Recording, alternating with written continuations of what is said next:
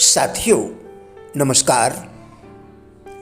अर्थ के इस युग में हम संबंधों का महत्व भूलते जा रहे हैं। इस संबंध में विद्वानों की राय क्या है, आइए जानते हैं। आज हम इसी विषय पर आपके साथ वार्ता करेंगे। संबंधों के विषय में तुलसीदास जी ने कितनी सुंदर प्रस्तुति दी है, आइए जानते हैं। सुत वित नारी भवन परिवारा, सुत वित नारी भवन परिवारा, होए जाए जग बारह बारा। यही विचार जिय जागो ताता, मिलह न जगत सहोदर भ्राता। लंका में राम रावण युद्ध के दौरान मेघनाद द्वारा लक्ष्मण जी को मूर्छित कर दिया गया था। उस समय राम ने दुखी होकर लक्ष्मण को संबोधित करके कहा था कि दुनिया में सब कुछ मिल जाता है, पर सहोदर भ्राता यानी सगा भाई नहीं मिलता है। संबंधों के महत्व को लेकर एक कहानी प्रस्तुत कर रहा हूं।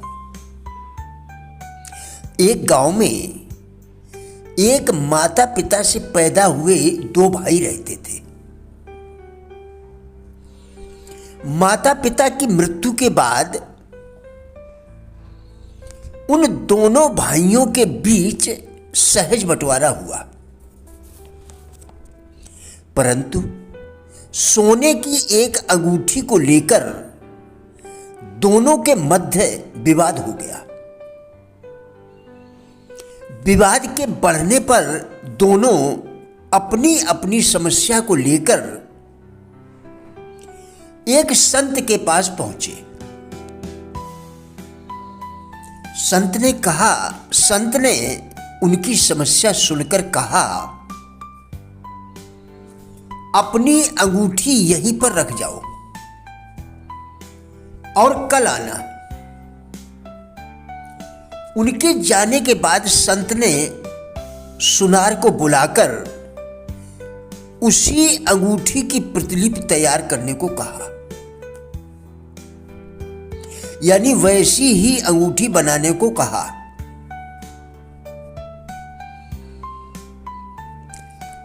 और उसका मूल्य संत ने अपने पास से चुका दिया। दूसरे दिन दोनों भाइयों के लौटने पर उन्हें एक एक अंगूठी दे दी। दोनों को ऐसा लगा कि मात्र उसी के पास अंगूठी है, इसलिए दोनों प्रसन्नतापूर्वक अपने घर को लौट गए। इससे दोनों के संबंध भी सुधर गए। एक दिन आपसी चर्चा में सच्चाई का पता चलने पर वे दोनों भाई संत के पास दोबारा पहुंचे और संत से ऐसा करने का कारण पूछा। संत बोले, सोना तो तुच्छ चीज है, संबंधों का मूल्य अधिक है, उसमें कभी दूरी नहीं आनी चाहिए। दोनों भाइयों ने आपसी विवाद भुला दिया और अंगूठी का मूल्य संत को चुकाकर प्रेम पूर्वक रहने लगे। याद रखें, आपका अवचेतन मन स्वेच्छा से कार्य करता है। चाहे आप इसे प्रभावित करने के लिए प्रयास करें या नहीं, यह स्वाभाविक रूप से आपको सुझाव देता है कि अवचेतन मन के लिए भय और गरीबी के विचार और सभी नकारात्मक विचार प्रेरणा के रूप में कार्य करते हैं। जब तक कि आप इन आवेगों पर महारत हासिल करके इसे और वांछनीय भोजन न दे दें, जिससे इसे पोषण मिल सके। यह सर्वविदित तथ्य है कि भाव या भावना अधिकांश लोगों पर राज करती है। यदि यह सच है कि अवचेतन मन भावना के साथ अच्छी तरह से मिश्रित आवेगों से जल्दी प्रभावित होता है और उन पर अधिक तेजी से प्रतिक्रिया करता है, तो अधिक महत्वपूर्ण भावनाओं के साथ परिचित होना आवश्यक है। नकारात्मक भाव स्वेच्छा से खुद ही विचार आवेगों में घुस जाते हैं। नकारात्मक भाव स्वेच्छा से खुद ही विचार आवेगों में घुस जाते हैं, जो अवचेतन मन में रास्ता बना लेते हैं। सकारात्मक भाव आत्म सुझाव के सिद्धांत के माध्यम से उन विचार आवेगों में भरे जाने चाहिए